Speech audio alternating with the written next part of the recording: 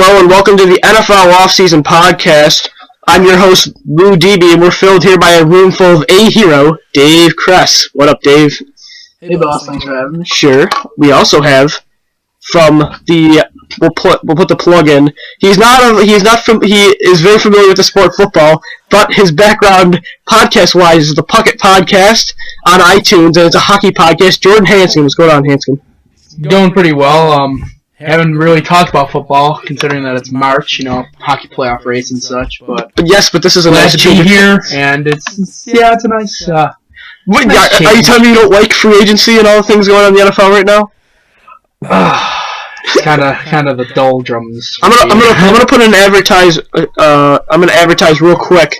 Stay tuned for an NFL offseason versus Puckett podcast debate show. That'll be up on iTunes and on both websites. That'll be up by this weekend, where we debate the NFL offseason team goes against the Puckett podcast. Even though I'm part of that, we debate what is the better, more dominant sport. What side are you on there?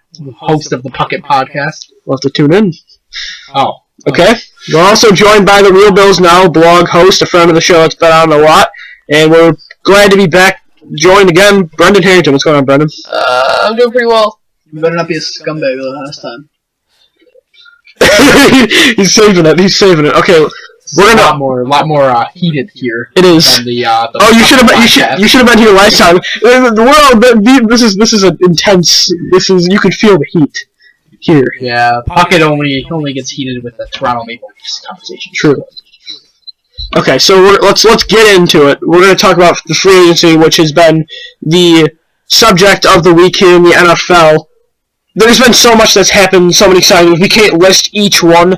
I'd like to talk about a couple key ones, whichever ones you guys would like to talk about. So first, we're going to do this. We'll name two teams, the two teams in the AFC and the NFC that you thought had the best who had the best free agency so far, because today is only Friday. There's much more signings to come. Dave, we'll start with you. Well, I'll go with one in the AFC. And they haven't done much, but what they did was very effective. The New England Patriots. They brought in two good corners. Is it true about Browner? It is. Alright, so they got Browner and Darrell Revis, and they lost Aqib Talib, and now their cornerbacks are double than what they had last year. True.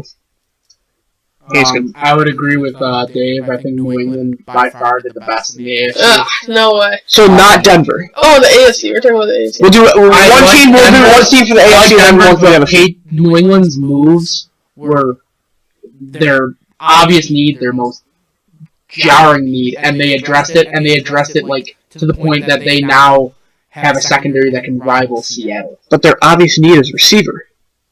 That's not Is obvious. it? I think cornerback. The Patriots? The Patriots lost to the Broncos because, they couldn't stop. They lost to which showed how bad that hurt them. But they can't keep up with those receivers. The Patriots I don't care how good Brady is. The Patriots could play me at receiver. I could have a good 10 catches in 1 year. I don't think Patriots so. You're selling yourself. He's right. Patriots can throw anyone in at receiver. We've seen it year in year. But it didn't work though. If they end up getting they went to the AFC Championship. They would have got squandered.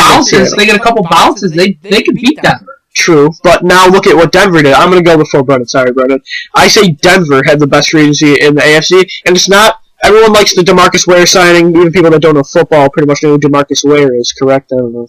But DeMarcus Ware is a washed up. They got Aqib Talib, who a lot of people are saying that could be the one pick that's the one free agent that's probably not the most solidified. But the one that I like is getting T.J. Ward, the safety from Cleveland. He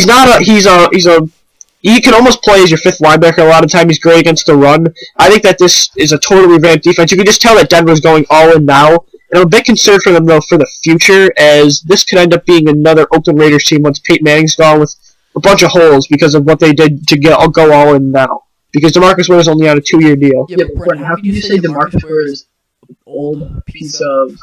He's washed up. What did he do last year? He played almost every single game. He only had 6 sacks. That's his only thing. That's the only game Brendan, Alright, the Cowboys had the worst defense in the NFL. The Cowboys had the worst defense in the NFL. That was their secondary. Alright, why didn't they stop their own? Okay, I'm not saying it was just because of them, but DeMarcus Ware was hurt the entire time. Maybe that's why, too. Get your facts straight. He played, every single... He missed 6 games. He missed 6 games. Fine, he played... You're stupid. Oh my Okay, gosh. Dave, keep it. Alright, now let me tell you who I think had the best. Who? I would say that either the Patriots or Broncos had the best, but I think one of the teams that stood out to me were the Raiders. I thought you were going to say... They got a couple of stood guys. out. Yeah, stood out because how terrible they were. They just filled a spot. And defense was the elite. They lost Lamar Houston, who was one of the next top-tier And that's what they do. They filled it with Tuck. They and Lamar Woodley, they were too old.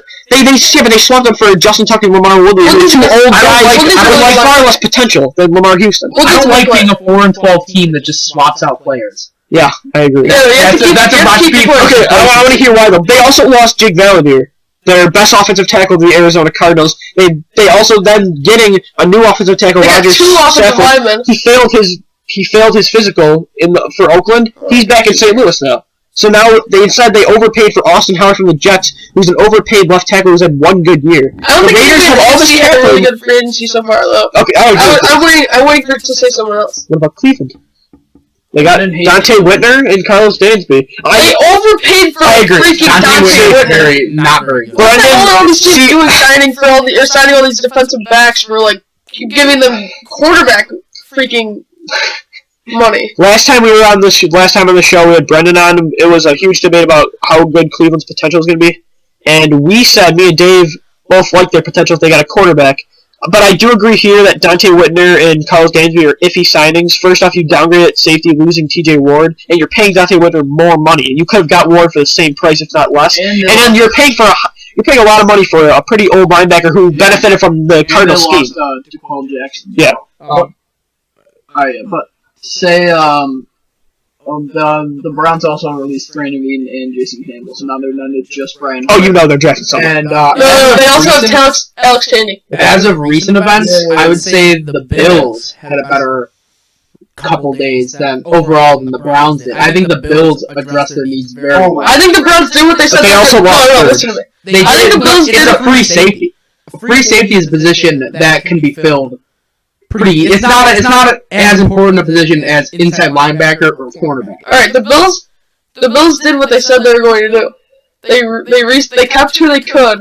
They weren't going to keep Bird because he was asking for top quarterback money almost. That was just a poor negotiation all around. It was just Bird was very stubborn. He was set on leaving.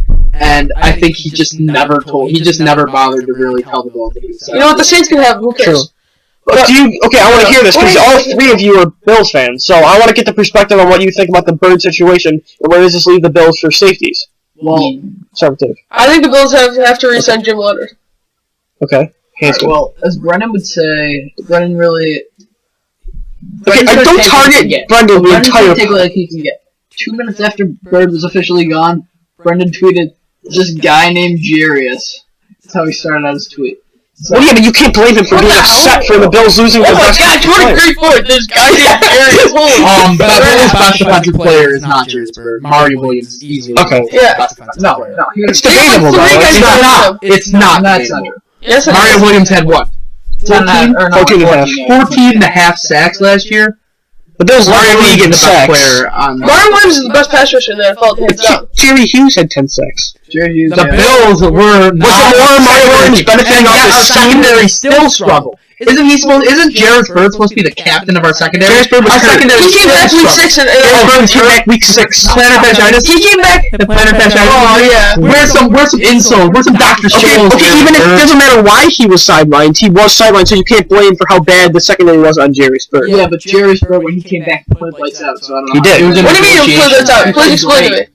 He didn't play that great. He played. We played worse than we did in the it was the weak link of the defense. Yes, it was. But that was also because of lack of corner depth too. Stephon Gilmore came back week 8 was it? But and he had a club on his hand for 2 weeks. So we were playing really well on the past anyway. I'd much rather look for the future with the actually, yeah, you might be right. 7 right now, which could be like a 3-4-4-3 flex using Kyle Williams, Darius, Mario Williams in like a 3-man down format with Lawson, Kiko, Keith Rivers, and who's the recent guy they just got? Brandon Spikes. They didn't get it yet. They said that it's rumored that it's almost done. It's being negotiated. Yeah, but then another guy on ESPN said that's not true. Yeah, it's close. Brennan makes up an interesting point, though. The Bills did lose Bird for a couple weeks, and they weren't playing all too bad. They had some... I mean, Mikel Roby was... And I looked on this on me and a friend of the podcast were looking at Pro Football Focus and their statistics. Mikel Roby was one of the top, if not the top. He was I think top. he was like third or second statistically as one of the most efficient slot corners in the NFL. Yeah. I think Roby has a promising future with the Bills as well. Yeah. This just in, the Titans have released Ryan Fitzpatrick. No, woo! Could the Eagles possibly get Ryan Fitzpatrick? Who's losing Michael Vick? Yes. Ryan Fitzpatrick? I think the Philadelphia Eagles do. I think they go get him. Maybe the Bills' new quarterback coach wants him. I think you'll see. My goal in a backup quarterback is a backup quarterback that can win games. Alright, let's not talk about Ryan Fitzpatrick. Ryan Fitzpatrick has been a starter for a couple years. He can win games if he needs to. Has he ever seen that? What if he went to Philadelphia? He's never seen an offense like that. I don't think he could utilize it as well as other players. But he might not be. He might be more effective. He had an offense in Buffalo entirely built around his skills, and he still failed. Which were quick slants, and. But he also had players that after the catch couldn't make much out of it. Recognition was terrible. Need I say more about the Week 1 interception? Philadelphia is perfect. Philadelphia is Week 1 first drive. Oh my god! It wasn't the first drive. The first drive was the Revis catch. Philadelphia is a perfect fit for quick. Hey! Quick slant and screens is what Philadelphia's offense is made from with all their speedy guys. Also, newly acquired Darren Sproles. I'll get to that in a little bit. He could be perfect there. Deshaun Jackson, Jeremy McIntyre, speedy on deep balls. Quick route, intermediate routes. The Eagles do that. Eagles do have to see that Fitzpatrick can throw it over 50 yards. Okay, we know that, but you just said the Bills' offense was built around him. So is the Eagles, just not on purpose. What about Nick Foles? Alright, let's talk. I'm just saying in an injury situation. I'm not saying Ryan Fitzpatrick's coming and stuck. Something to say. They were the thing about their safeties is Aaron Williams was his first year converting over to safety, but because of the lack of corners, he had to convert back to cornerback for a few games, and he played really well. So he got injured too. But he still played really well. Yeah, he played good, but it doesn't matter. He was a safety again. The Bills just re-signed him. So what? So I don't understand your point. You need to make a point. I was getting to my point. Alright, go ahead. So what? Oh my gosh. I think that if Aaron Williams starts next year, I don't think the Bird loss is going to be that big. And they just signed cornerback Corey Graham, so he's going to be. I think that's going to be a big addition too. They overpaid Corey Graham. They overpaid? Definitely. He's getting paid more than He's a good player. They're not a team, but the Bills are not a team that I worry about them overpaying. I want them to overpay because they've rarely done that in the past, and now that they're overpaying, it shows that they have a desire to win. Okay, let's move on to the NFC. I feel like everyone in free agency is getting overpaid. It's free agency. Here's the point about free agency that everybody that doesn't approve of going deep end is people overplay for players that other teams did not want enough to go all in for. And you don't see a team, and people say this all the time, you don't see a team win a Super Bowl off of going all in. Look at the Eagles in 2011, look at the Dolphins last season. You have to balance it out, you have to build through the draft, and at the same time sign certain players, not get every name there is, get certain players that fit your scheme. And that it doesn't matter if you sign a bunch of okay players. If you sign two impactful players, like some teams did last year, Seattle did that difference. Exactly. They signed until all the big moves were done. They got Cliff Hazel, they got Percy Harvin, a bunch of guys for bargains. And that fit in perfectly, and then that was perfect. That's like Michael Bennett, and that's why he's now getting rewarded for a new contract this season. Kind of like the Patriots this year. Maybe, yeah. They're making one big move, but I don't know. It's they did it smartly with the team option for the second year. But $12 million is a lot for a quarterback, especially for 2 years. Brandon Browner, by the way, will also be out for the first 1 year. Brandon Browner, 1 year with he's a 2 year. Yeah, Brandon Browner also will be out for 4 games due to the suspension that he's being let back in. I think the only DB that was not overpaid this year was Revis. Was not overpaid? So you're saying T.J. Warren was overpaid for at $5.5 million? He was definitely overpaid for. Did you know his name before last year? Before 2013?